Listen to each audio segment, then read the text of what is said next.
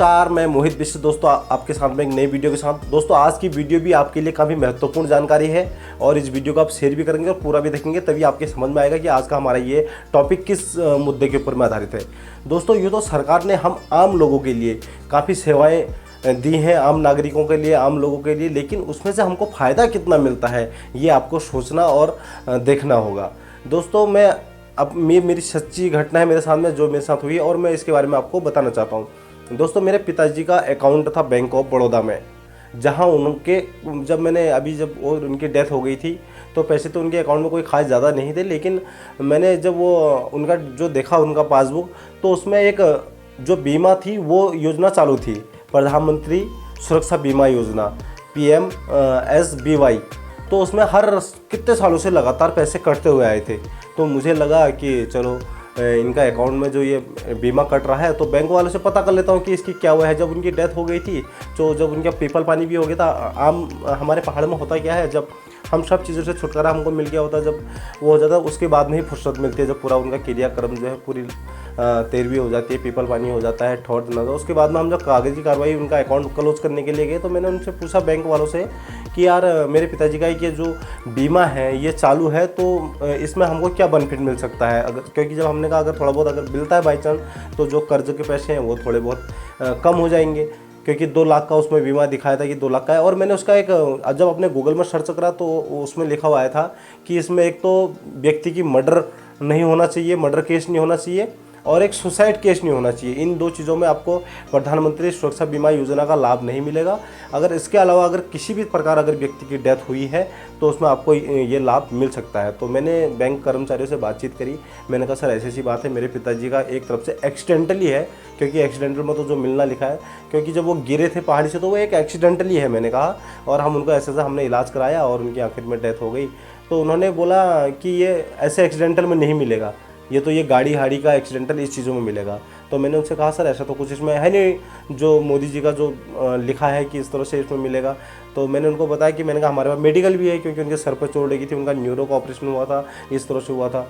तो उन्होंने कहा नहीं इसमें ऐसा कुछ भी नहीं मिलेगा आपको, क्योंकि सबसे पहले आपको पुलिस पंचनामा की कॉपी लगानी होगी, फिर उसके बाद में आपको FIR की कॉपी लगानी होगी, उसके बाद में आपको पोस्टमार्टम की कॉपी देनी होगी, फिर 2 गवाह चाहिए होंगे, और फिर कई चीज़ों से मतलब लंबा चौड़ाई को बता दिया प्रोसेसिंग। अब हमने तो ना पंचनामा कराया, ना हमने FIR दर्ज कराई थी, और ना ही हमने पोस्टमार्टम कराया था, तो उसका लाभ हमको नहीं मिला, क्योंकि उन्होंने जो जिस तरह से हमारे सामने जो स्थिति रख दी उस हिसाब से हमारे पास वो कागज़ उतने मौजूद नहीं थे, तो हमारा वो नहीं मिल पाया।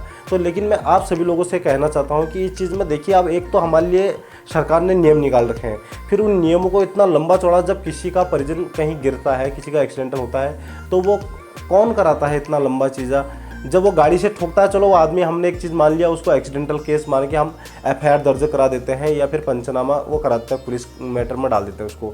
लेकिन जो व्यक्ति खुद ही गिरता है या किसी के सामने कुछ और अनहोनी होती है, तो वो व्यक्ति कहाँ से इतना लंबा उसके बाद समय सोचने का रहता है कि वो एक 2 लाख के बीमा के लिए इतना लंबा प्रोसेसिंग करेगा। लेकिन हमको तब याद आती है जब हमारे साथ में घटना पूरी घट जाती है और हम फ्री हो जाते हैं, जैसे कि मेरे साथ में हुआ।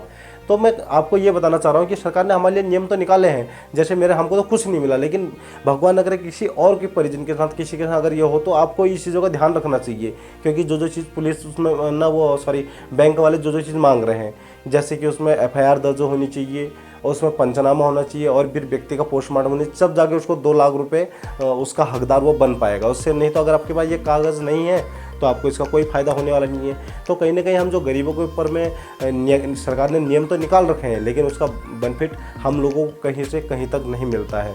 जबकि मेरे पास पूरे मेडिकल के कागज़ अवेलेबल हैं हॉस्पिटल के, जबकि मेरे पास सारी चीज़ें जो शुरू से लास्ट तक उनका न्यूरो का हुआ, सर की चोट का हुआ, सारे चीज़ के हैं, गिरे हुए का। मैंने कहा अगर ऐसी बात है तो मैं थाने से अभी करा के ले आता हूँ पुलिस में कि FIR की मेरे पिताजी इस तारीख को गिरे थे, उनकी डेथ भी हो गई। तो उन्होंने कहा नहीं ये नहीं चलेगा, क्योंकि पोस्टमार्टम की कॉपी बोला अर्जेंटली चाहिए।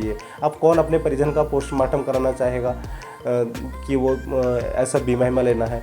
तो ये चीज़ें हैं, तो आपको भी ध्यान रखना होगा कि आपके सामने अगर आपको उस बीमा आपके अकाउंट से या फिर आपके परिजनों के अकाउंट से कट रहे हैं तो उसका जो नियमित रूप है वो आपको बराबर उसके पास होनी चाहिए, तभी आपको फ़ायदा है। नहीं तो मेरे हिसाब से कोई फ़ायदा वहाँ पर हमको नहीं मिलने वाला है। यानी कि जो स्कीमें हैं वो खाली खाली दिखावटी हैं और ज़मीनी स्तर पर उसका कोई लाभ हम लोग को मिलने वाला नहीं है।